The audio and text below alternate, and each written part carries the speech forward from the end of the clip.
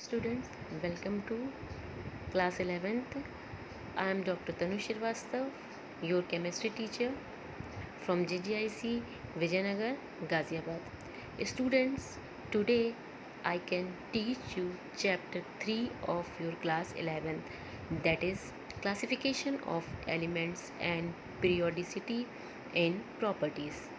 You can also know about this chapter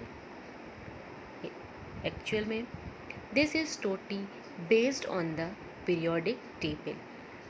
बच्चों, आपने 10th class में पीरियोडिक टेबल के बारे में पढ़ा होगा। What is a periodic table? It is a table, ये ऐसी टेबल है जिसमें आपने एलिमेंट्स को क्या किया, अरेंज किया। Before starting the chapter I can explain you every topic. Firstly I start with the contents. What is periodic table? Need for classification of element, Doberan triads, Newland law of octaves, Mendeleev's periodic table, modern periodic table, and trends in modern periodic table. Let's start with first topic. What is a periodic table? Periodic table is a tabular display of elements organized on the basis of atomic number, electronic configurations, and chemical properties. It is a classification after many concepts. बच्चों, ये मैं आपको basic बता रही हूँ कि ये आपका पीरियोडिक टेबल है क्या और ये कब आया। पीरियोडिक टेबल आगे क्या थी कि एक टेबुलर डिस्प्ले था कि किस तरीके से आपके टेबुलर को जैसे डिस्प्ले किया गया कि ऐसे एक फॉर्म में करके आपने एक पीरियोडिक टेबल को बनाया जिस पे कि क्या किया, वो उस पर एटॉमिक नंबर को लिखा, उसके कॉन्फ़िगरेशंस को लिखा और उसकी आपने केमिकल कहते हैं केमिकल प्रॉपर्टीज़ को। ठीक है, अब आगे ये तो मॉडर्न की बात कर रही हूँ, पहले आप बेसिक कॉन्सेप्ट्स को पढ़ोगे तभी ये समझ में आएगा कि what is a periodic table. और ये है क्या, 4 रेक्टेंगुलर ब्लॉक्स होते हैं, S block, P block, D और एफ। ये मैंने आपको सेकंड चैप्टर में ये जब कॉन्फ़िगरेशन लिखा था तो ये बताया था कि 4 आपके क्या होते हैं, ब्लॉक्स होते हैं जिसके अकॉर्डिंग हम क्या करते हैं, आपके जो भी एलिमेंट्स होते हैं उनको हम अरेंज करते हैं। और उस पीरियोडिक टेबल में आप क्या करते हो कि रोज़ होते हैं एंड कॉलम्स होते हैं। ठीक है, रोज़ को हम क्या कहेंगे, पीरियड्स कहेंगे, and columns are called groups. Columns मतलब जो आपके स्ट्रेट होंगे वर्टिकल, उसे आप क्या कहोगे, ग्रुप्स, एंड जो हॉरिजॉन्टल होगा उसे हम क्या कहेंगे, पीरियड्स कहेंगे। और ये है कि क्यों classification, why to classify elements, की हमने क्यों क्लासिफिकेशन किया। क्योंकि देखो बच्चों कि पहले जब स्टार्टिंग में डिस्कवरीज हुई एलिमेंट्स की तो धीरे धीरे मतलब ज़्यादा हुए ना, कम थे, 30 थे, फिर 114, फिर आज 190, मतलब बहुत ज़्यादा पहुंच गए हैं। तो हम इस एलिमेंट को अरेंज कैसे करें, सारा तो हम क्या कर सकते हैं, लर्न नहीं कर सकते, सबकी प्रॉपर्टीज़ हम याद नहीं कर सकते। तो इनको कंसोलिडेट करने का मतलब एक जगह रखने का, देखिए क्या है, so it become difficult for the scientist to remember all the properties of elements. I can explain, therefore there was a need to classify, ये हमारी नीड्स थी, इट्स अ नीड्स कि हमें कैसे ये अरेंज करना है। मैनी साइंटिस्ट, बहुत सारे साइंटिस्ट ने ट्राइड किया कि कोशिश की कि हम क्या करें, इसे एक्सप्लेन करें, बट फेल हो गए। तो ये जो कॉन्सेप्ट्स फेल हुए, किसी भी थ्योरी की, मैंने आपको कहा था कि केमिस्ट्री में लॉज निकलते हैं, लॉज के बाद जब फेल होते हैं तो उससे नए लॉ क्या होते हैं, डिस्कवर होते हैं, और उस नए लॉ में उस ओल्ड लॉ के जो भी ड्रॉबैक्स होते हैं उसकी रिकवरी की जाती है। अब क्या है, step wise development of periodic table. सबसे पहले आप क्या, Dobereiner law of triads, Newland law of octaves, Mendeleev और periodic law, and Moseley is, आपने पढ़ा होगा कि modern periodic table he was explained modern periodic table. Doberan, it is clear from his name, Dobereiner triads. Dobereiner triads का मतलब बच्चों क्या होगा, ये इनका नाम था डोबेरिन, और इन्होंने क्या किया कि एलिमेंट्स को उसकी प्रॉपर्टीज़ के बेस पर उन्होंने क्या किया, ट्रायड्स, ट्रायड समझते हो, 3 के फॉर्म में, 3 के फॉर्म में उन्होंने क्या किया, एलिमेंट्स को क्या किया, अरेंज किया। क्यों किया, उन्होंने कहा इन तीनों की एलिमेंट्स की प्रॉपर्टीज सेम है तो हम इसको एक जगह क्या कर सकते हैं, रख सकते हैं। अब देखो बच्चों कैसे, Dobereiner triads classify elements with similar properties into groups, में ग्रुप्स में जिनकी सिमिलर प्रॉपर्टीज है उन 3 एलिमेंट्स को हम क्या करते हैं, एक साथ कर देते हैं। उन्होंने इसे क्या किया, triads. He showed when 3 elements are in a triad they are written in order of increasing atomic mass. अब जब हम 3 इनको लिख रहे हैं सिमिलर प्रॉपर्टीज़ को, तो उनके एटॉमिक जो मास हैं, मैंने आपको क्या बताया था कि एटॉमिक नंबर किसी भी एलिमेंट का नीचे लिखते हैं, एटॉमिक मास क्या करते हैं, हम ऊपर लिखते हैं। तो जो अभी तक की जो पीरियोडिक टेबल हम डिस्कवर कर रहे हैं, पढ़ रहे हैं, वो क्या की थी, एटॉमिक मास के अकॉर्डिंग टू एटॉमिक मास के इंक्रीजिंग उस पर रखी गई थी। तो इन्होंने भी यही किया।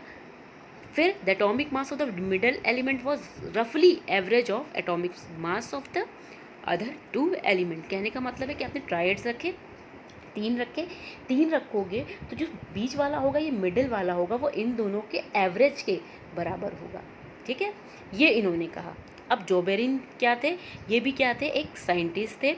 इन्होंने एक एग्जाम्पल लिया, एग्जाम्पल में इन्होंने क्या लिया, लिथियम, सोडियम एंड पोटेशियम, इन तीनों को लिया। तो atomic mass lithium 7 AMU, sodium 23 AMU, potassium 39 AMU। ठीक है, अब क्या किया इन्होंने, सोडियम को क्या किया, मिडिल लिया। अगर आप लिथियम और पोटेशियम के एटॉमिक मास को ऐड कर दोगे, उसका जो एवरेज निकालोगे वो आपके मिडिल के इक्वल होगा। देख लीजिए एग्जांपल, 7 + 39 डिवाइडेड बाई 2, 2 से इसलिए डिवाइड करते हैं क्योंकि हमें एवरेज निकालना है। ठीक है स्टूडेंट्स, तो देखिए 23 आ गया। लेकिन फिर मैंने क्या कहा था, मॉडर्न आ चुका है, तो यानी इस वाले पीरियोडिक टेबल या इनके लॉ में कोई ड्रॉबैक होंगे या लिमिटेशंस होंगी जिससे कि ये फेल हो गया होगा। कैसे, डोबिरन कुछ only find 3 such triads from the elements known at that time. उन्होंने सिर्फ इन्हीं 3 एलिमेंट्स ही इनको मिले ही मिले, इन्हीं की के बारे में बताया, बाकी जो और हैं आपके यूजफुल उनके बारे में नहीं बताया। तो ये क्या हो गई, थ्योरी आपकी, ये थ्योरी आपकी फेल हो गई। अब Newland law of octaves, octave समझते हो, सरगम आपकी जो होती, सारे गमा पा ध नी सा, ये क्या होती, ऑक्टेव्स 8 स्वर होते हैं आपके उसमें। तो इन्होंने ये कहा कि in 1863 he suggested that elements be arranged in octaves because he noticed after, bracket में देखिए क्या है बच्चों, after arranging the elements in order of increasing atomic mass there are certain properties repeated every 8th element. जैसे हम क्या करते हैं, स रे ग म प ध नी सा, सा 8वें पे क्या आता है, फिर सा आता है। इन्होंने इसके अकॉर्डिंग क्या किया, एलिमेंट को लिखा कि जो सा था और 8वें पे जो सा आया, इन दोनों की प्रॉपर्टी सेम है, तो एलिमेंट्स को भी ऐसे अरेंज किया कि पहले और 8th एलिमेंट की प्रॉपर्टीज़ क्या होगी, आपकी सिमिलर होगी। इन्हें क्या कहा था, लॉ ऑफ ऑक्टेव्स कहा था कि 8वें के बाद जो रिपीटेशन होगा वो पहले और 8वें का क्या होगा, प्रॉपर्टीज़ इक्वल होगी। फिर देखिए, Newland arranged element accordingly their increasing, इन्होंने भी इंक्रीजिंग एटॉमिक मास के ही अकॉर्डिंग रखा कि हम जब रख रहे हैं तो रखने के बाद क्या होगा, पहला और 8वां जो बता रही है, found out that every 8 element had properties similar to first, it came to be known as Newlands law of octaves. ठीक है, अब इन्होंने भी क्या किया, lithium and sodium were found to be same. ये बेटा बच्चों आप यहाँ से देखिए, ये देखो 1 2 3 4 5 6 7 8, लिथियम और सोडियम की प्रॉपर्टीज सेम है क्योंकि सा रे ग म प ध नी सा, 8वां आया, लिथियम एंड सोडियम की प्रॉपर्टीज सेम है। लेकिन ये भी क्या है, ठीक नहीं है, इसके अपने क्या है, लिमिटेशंस हैं। उन लिमिटेशंस को हम दूर करेंगे, फिर आप क्या करेंगे, फिर नई थ्योरी को हम क्या करेंगे, डेवलप करेंगे। देखिए इनके अब लिमिटेशन, ये देखिए इन्होंने जब किया तो इतने ही एलिमेंट्स थे, आज क्या है 119, 114 थे ओनली। तो ये देखिए आपका कि कम को हम कर सकते हैं, लेकिन हमें सब अगर ज़्यादा हो, कोई भी अमाउंट में या क्वांटिटी में अगर ज़्यादा हो तो उसकी प्रॉपर्टीज़ को हम स्टडी नहीं कर सकते बच्चों।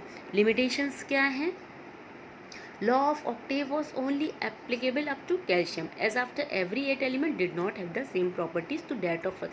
कैल्शियम तक तो देखिए यहाँ तक तो सेम था, लेकिन उसके बाद ऐसा नहीं हुआ बच्चों। ठीक है, तो in order to fit elements into periodic nucleons, adjust two elements like cobalt and nickel in the same slot and also put some unlike elements under the same node. कहने का मतलब है कुछ को तो जो रखा उन्होंने, क्योंकि उस समय से 56 एलिमेंट थे, लेकिन कुछ ऐसे भी रख दिए जिसकी की प्रॉपर्टीज सेम नहीं थी। वो से क्या है, कोबाल्ट निकल के अलावा उसके साथ और भी एलिमेंट्स को रख दिया उन्होंने, ठीक है। तो उनकी प्रॉपर्टीज़ क्या थी, सेम नहीं थी, फिर भी उन्हें रख दिया। So this law only worked well with lighter, ये सिर्फ जो लाइटर एलिमेंट्स थे सिर्फ उनके लिए था, लेकिन जिनका जो एटॉमिक मास अगर 40 से अबव है, क्योंकि ज़्यादा डिस्कवरी हो गई, तो वहाँ ये एप्लीकेबल नहीं है। मेंडलीफ, ये सारे देखिए ड्रॉबैक्स स्टूडेंट्स आ गए हैं। तो ये थ्योरी आपकी क्या थी, ये जितने भी लॉज थे सब क्या हो गए थे, फेल हो गए थे। और अब आपका क्या आया, मेंडलीफ, ये साइंटिस्ट थे, इनका नाम था मेंडलीफ पीरियोडिक टेबल, इन्होंने इसको डिस्कवर किया था, इनका नाम दिमित्री मेंडलीफ था। इन्होंने क्या बताया कि the elements if arrange according to their atomic weights exhibit and apparently periodicity of properties. कहने का मतलब ये है कि अगर आप एटॉमिक वेट के अकॉर्डिंग एलिमेंट्स को अरेंज करोगे तो उसकी प्रॉपर्टीज़ में पीरियोडिसिटी आएगी। कहने का मतलब है कि he selected hydrogen and oxygen and reacted elements every elements with it and form its compound. कहने का ये है कि इन्होंने हाइड्रोजन और ऑक्सीजन को कहा, सेलेक्ट कर लिया कि ये ही ऐसे आपके एलिमेंट्स हैं जो कि सारे एलिमेंट्स से क्या कर सकते हैं, रिएक्ट कर सकते हैं। तो the compounds of hydrides and oxides were treated as one of the basic properties. इन्होंने मान लिया कि ये हमारी बेसिक प्रॉपर्टीज़ है, और इस पर जो उन्होंने अरेंज किया वो आपकी पीरियोडिक टेबल थी। और इनके लॉ को, जो कि हम क्या कहते हैं, पीरियोडिक लॉ, कहने का मतलब properties of elements are the periodic function. जो भी उनकी प्रॉपर्टीज़ हैं वो एटॉमिक मास पे बेस्ड हैं, एटॉमिक मास पे बेस्ड हैं, इसीलिए इसको हम क्या कहते हैं, periodic table of Dmitri Mendeleev या मेंडलीफ लॉ। इनकी देखिए अचीवमेंट क्या थे कि इन्होंने जब ये पीरियोडिक टेबल प्रपोज की तो तब तक भी बहुत ज़्यादा एलिमेंट्स की डिस्कवरी नहीं हो पाई थी, ठीक है। इन्होंने क्या किया, predict properties of elements position के अकॉर्डिंग कि कौन कहाँ है। यहाँ पे देखिए इन्होंने क्या किया, ये देखिए ये आपके इन्होंने 1 सेकेंड, ये आपके क्या हो गए, ये देखिए ये ग्रुप्स हो गए आपके, ठीक है। और ये क्या हो गए, पीरियड्स। ग्रुप्स इन्होंने क्या माना, ग्रुप्स इन्होंने माना कि आपका 8 ही है, पीरियड्स क्या किए इन्होंने, 6 ले लिए, ठीक है। तो predict existence of some elements that were not discover at that time. कुछ ऐसे एलिमेंट्स भी क्या हो गए थे, डिस्कवर हो गए थे, लेकिन इन्होंने इसे अरेंज ही नहीं किया क्योंकि जगह ही नहीं थी। एंड नोबल गैस भी थी, आपको पता है कि जो आपकी नोबल गैसेस है जिन्हें हम क्या कहते हैं, इनर्ट गैसेस भी कहते हैं, इनको भी इन्होंने क्या किया, फिट नहीं किया। और प्रिडिक्ट पोजीशन ऑफ एलिमेंट्स, इनकी पोजीशंस के बेस पे ही इन्होंने उसको अरेंज कर दिया, और ये नहीं बताया कि कहाँ इन्हें अरेंज करना है। अब इनके देखिए लिमिटेशंस क्या है कि क्यों ये थ्योरी भी आपकी फेल हो गई थी। It is not a modern table, it is a periodic table, but not success नहीं मिल पाई इनको। इसलिए क्या थे इनके लिमिटेशंस, इन्होंने आइसोटोप्स के बारे में, आइसोटोप्स क्या होते हैं ये इन्होंने स्टूडेंट्स नहीं बताया कि आइसोटोप्स क्या होते हैं, जिनके एटॉमिक नंबर, ऐसे 2 elements which have atomic number same बस एटॉमिक मास में भी डिफरेंट इज कॉल्ड आइसोटोप्स। जैसे हाइड्रोजन के 3 आइसोटोप्स हैं, प्रोटियम, ड्यूट्रियम एंड टाइट्रियम। ये नहीं बताया इन्होंने। Wrong order of atomic mass could not be explain. जैसे कोबाल्ट एंड निकिल है तो वो 58.9 है और निकिल 58.7 है, तो कोबाल्ट क्या है, वो निकिल के क्या हो गया, पहले आ गया, ये नहीं बताया।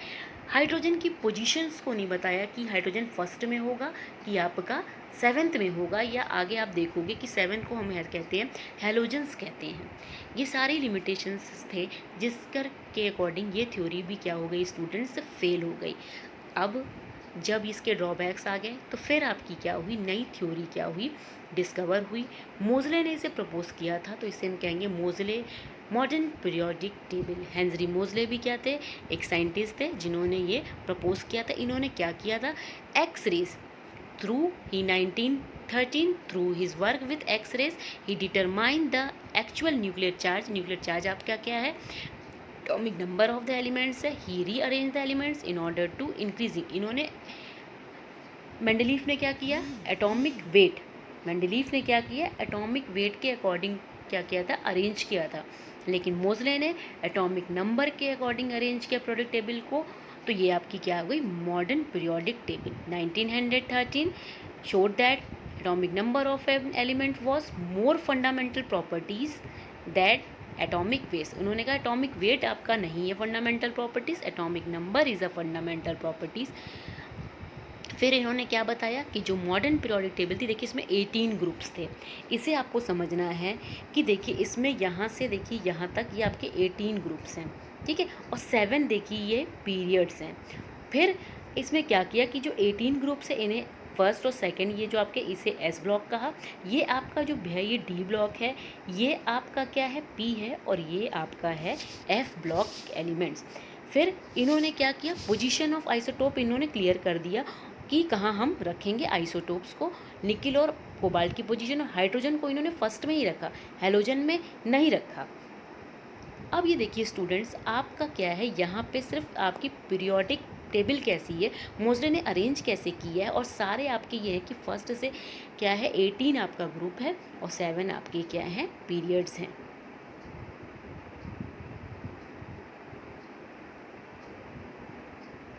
देखिए ये आपकी पीरियोडिक टेबल है according to modern periodic table. ये देखिए आपका यहाँ पे आप देखिए ये आपका फर्स्ट ग्रुप है, ये सेकंड है, ये third, fourth, fifth, six, seventh, eighth, 9, 10, 11, 12 और 13, 14, 15, 16, 17, 18। 13 to 18 हम क्या कहते हैं कि ये हमारा पी ब्लॉक एलिमेंट है, ठीक है। ये मिडिल में देखिए इसे हम कहते हैं डी, ये है आपका P block, it is called S block element. And ये जो आपके नीचे रह गए हैं it is called F block element, ठीक है। अब आपका जो एस है उसमें एक 1 फर्स्ट होता है और एक ये सेकंड होता है। इसमें इलेक्ट्रॉन एस में, लास्ट इलेक्ट्रॉन एस में एंटर करता है, इसलिए इसे एस ब्लॉक एलिमेंट कहते हैं। और इसमें last electrons enter into the P orbital, इसलिए इन्हें क्या कहते हैं पी ऑर्बिटल। अब आप कॉन्फ़िगरेशन की बात करो, जैसे आपका बोरॉन है, ठीक है। बोरॉन की अगर आप बात करोगे तो एटॉमिक नंबर देखो बच्चों 5 होता है। नीचे हम एटॉमिक नंबर लिखते हैं और ऊपर उसका क्या करते हैं एटॉमिक मास लिखते हैं। कॉन्फ़िगरेशन लिखोगे तो 1s2 2s2 2p1। देखो बच्चों last electron enters into P orbital, so it is called P block element. तो 13 से आप 18 जिनका भी कॉन्फ़िगरेशन लिखोगे वो जो इलेक्ट्रॉन होगा वो आपका पी में ही एंटर करेगा, इसलिए पी ब्लॉक। यहाँ बेरिलियम देख लो, बेरिलियम की बात करो, बेरिलियम का बच्चों कितना होता है 4। कॉन्फ़िगरेशन लिखो 1s2 2s2। देखो last electron enters into S orbital, so it is called S block element. ये आपका क्या है डी मैंने बताया। आयरन देख लो बच्चों, आयरन का क्या होता है आपका 26। कॉन्फ़िगरेशन लिखो 1s2 2s2 2p6 3s2 3p6 4s2। Count कर लो, देखो ये कितना हो गया 10 हो गया, ये आपका 20 हो गया, और 3d यहाँ लिख के देखो 3d आप करोगे तो 3d 6 आएगा। तो last electrons enter into D orbital, so it is called D block element. So blocks can be divided into 4 types, S block element, P block element, D block element and this F block element. Then हम आते हैं students trends क्या है। Trend समझते हो, हम कहते हैं ना मॉडर्न फैशन चल रहा है, ये हमारे ट्रेंड में है, ये स्टाइल हमारे ट्रेंड में है। तो अब क्या है आपकी ये पूरी पीरियोडिक टेबल बन गई। अब इस पीरियोडिक टेबल की क्या होगी, अपनी क्या होगी प्रॉपर्टीज़ होंगी। मैंने आपको क्या बताया था कि ये जो अगर हॉरिजेंटल हो, ये देखिए जो अगर हॉरिजेंटल हो तो वो आपके क्या होंगे पीरियड्स होंगे, और अगर बात करोगे वर्टिकल की तो वो आपके क्या होंगे ग्रुप्स होंगे। तो जो वैलेंस इलेक्ट्रॉन्स होते हैं, हम पीरियड्स की बात करें तो पीरियड में आप जब भी देखोगे, जब आप पीरियड में आगे बढ़ते हो, तो जब आप पीरियड में आगे बढ़ोगे, ये देखो ये पीरियड्स हैं और इट इज़ कॉल्ड आपका क्या है ये ग्रुप है। तो जब आप पीरियड्स में आगे बढ़ोगे तो आपका क्या है, देखिए इलेक्ट्रॉन तो इंक्रीज़ करेंगे लेकिन आपकी जो नंबर ऑफ शेल्स होंगी वो इंक्रीज़ नहीं करेंगी। आप अगर लिथियम और बेरिलियम देखोगे तो लिथियम में देखो बच्चों 1s2 ही होगा, 2s1 होगा, दो ही आपकी देखिए शेल्स है।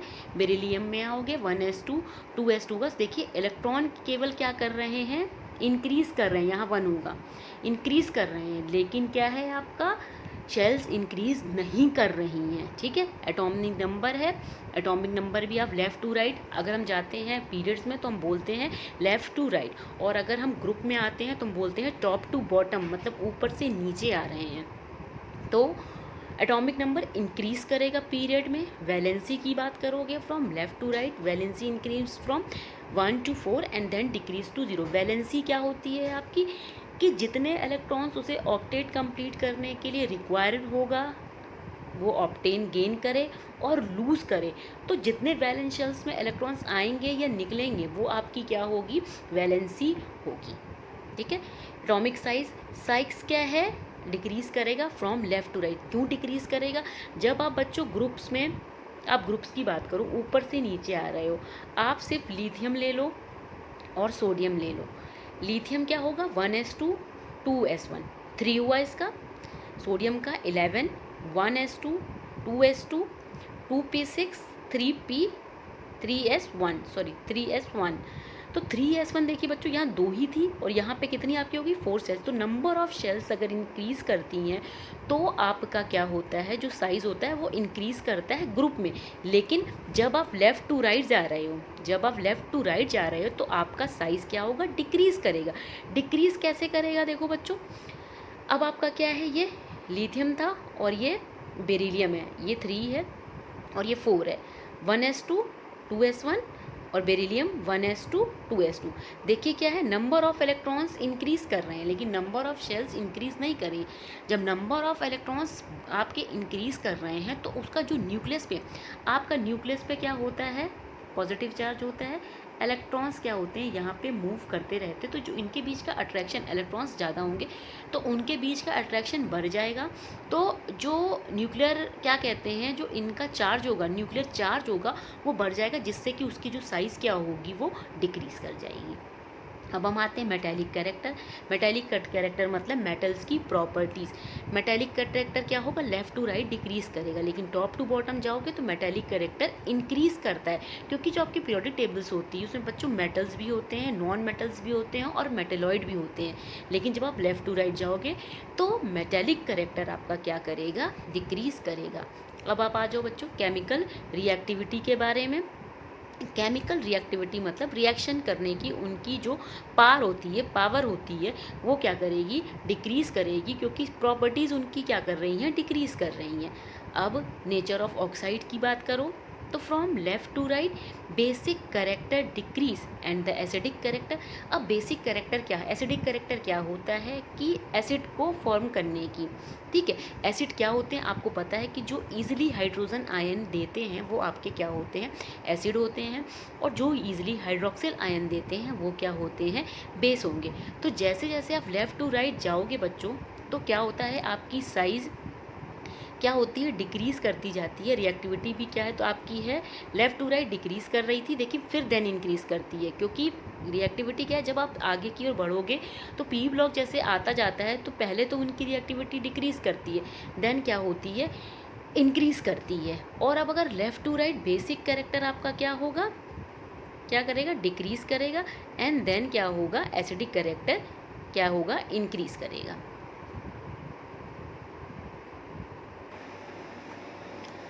हम ये बात कर रहे हैं बच्चों कि जो बेसिक कैरेक्टर होगा आपका वो क्या होगा, डिक्रीज़ करेगा लेफ़्ट टू राइट, और एसिडिक कैरेक्टर क्या होगा आपका, इंक्रीज़ करेगा। यानी एसिडिक कैरेक्टर आपका क्या है कि हाइड्रोजन आयन को आप निकाल रहे हो, या अगर वो हाइड्रोजन आयन देता है तो वो आपका एसिडिक होगा, और हाइड्रोक्सिल देगा तो वो आपका बेसिक होगा।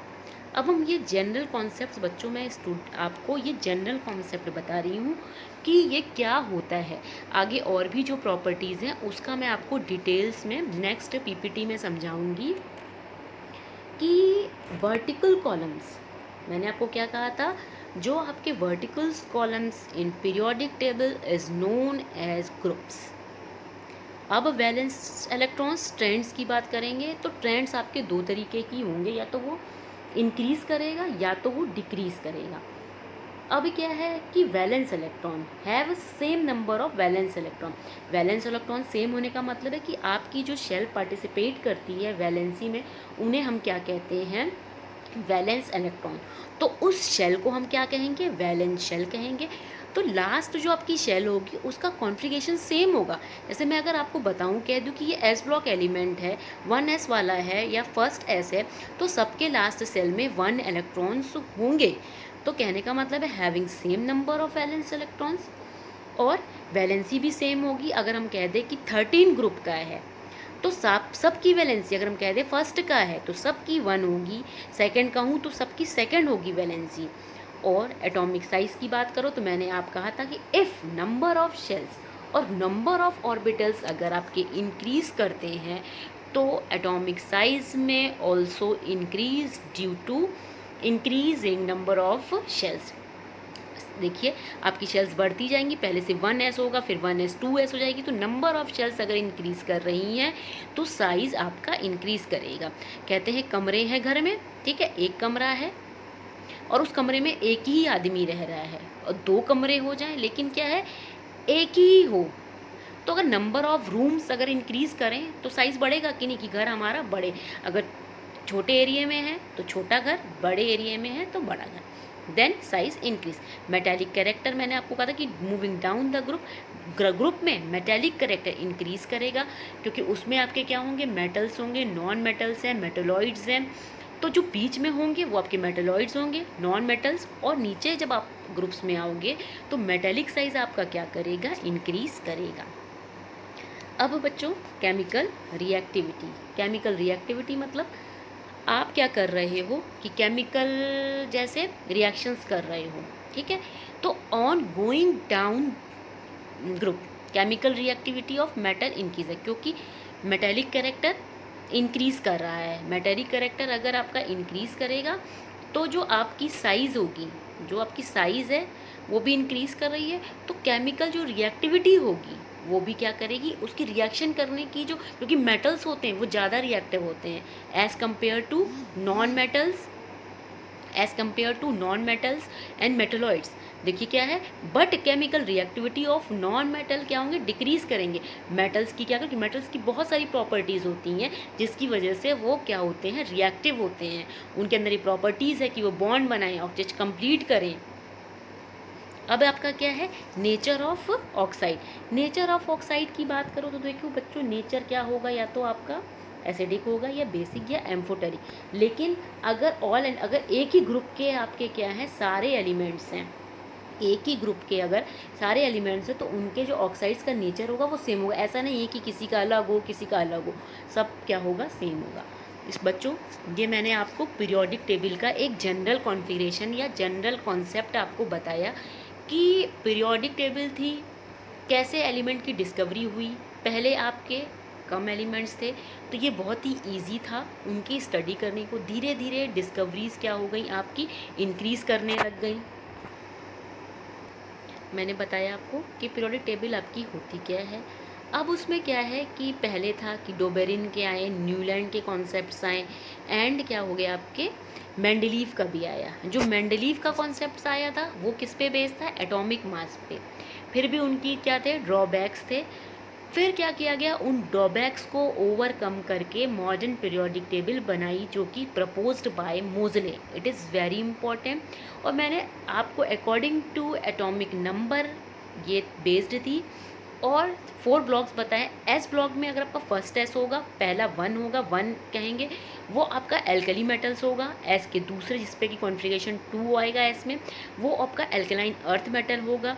डी ब्लॉक को आप ट्रांजिशन एलिमेंट कहोगे। ट्रांजिशन समझते हो, जोड़ना यानी बीच का ट्रांजिशन। जैसे ये आपका एस ब्लॉक है, ये आपका क्या है, पी ब्लॉक है। एस ब्लॉक में कितने आपके हैं, 2 हैं। तो पहले वाले को एल्कली कहोगे, दूसरे को एल्कलाइन अर्थ मेटल्स कहोगे, ये आपके पी है। पी ब्लॉक को हम कहते हैं कि ये हमारे नॉर्मल मेटल्स हैं या रिप्रेजेंटेटिव हैं, प्रतिनिधित्व करते हैं, ये रिप्रेजेंटेटिव एलिमेंट्स हैं। और एस और पी के बीच में डी होता है तो इसे हम क्या कहते हैं, ये हमारा ट्रांजिशन क्या है, ट्रांजिशन एलिमेंट्स है या डी ब्लॉक है ये हमारा। आगे इसको डी को आप 12th में पढ़ोगे, 11th में एस एंड पी के ओनली 13 एंड 14, 15 to 18 आपका क्या है बच्चों 12th में है। और नीचे जो आप आते हो स्पेस ना होने की वजह से आपके एफ ब्लॉक एलिमेंट्स को नीचे रखा गया है, उसमें भी आपके दो हैं 4F एंड 5F। एक आपका क्या होगा लेंथेनाइड होगा और एक आपका क्या होगा स्टूडेंट्स, एक आपका क्या होगा एक्टिनाइड होगा। तो इसे हम कहेंगे इनर ट्रांजिशन एलिमेंट, क्योंकि ट्रांजिशन के अंदर आपको बताऊंगी मैं पेनल्टीमेट शेल के बारे में, एंटी पेनल्टीमेट शेल के बारे में, कॉन्फ़िगरेशन के बारे में कि डी में कैसे इलेक्ट्रॉन एंटर करता है तो डी कहते हैं, पी में आएगा तो पी ब्लॉक कहेंगे, एफ में आएगा तो उसे एफ ब्लॉक कहेंगे। स्टूडेंट्स ये लेक्चर हम मेरा आज आपका यहीं पे ख़त्म होता है, एंड कर रही हूँ मैं इस लेक्चर का। आपको इस चैप्टर से रिलेटेड मैं क्वेश्चन जो हैं वो नेक्स्ट लेक्चर में प्रोवाइड करूँगी, पहले ये कॉन्सेप्ट पढ़ लो और if you have any problem you can ask me next lecture. Thank you.